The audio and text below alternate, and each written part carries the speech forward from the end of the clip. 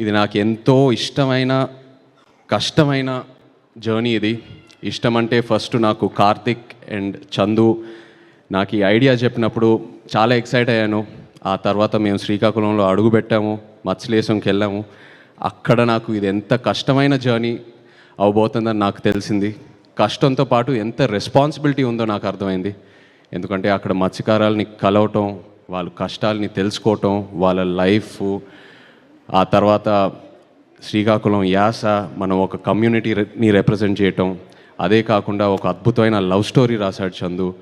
And Arvind గారు పెట్టిన budget దీనికి, అరవింద్ గారు వాసు పెట్టిన బడ్జెట్. అండ్ అదే కాకుండా ఒక యాక్టర్కి ఇన్ని క్వాలిటీస్, ఇన్ని ఆపర్చునిటీస్ ఉన్న ఒక రోల్ చాలా రేర్గా దొరుకుతాయి.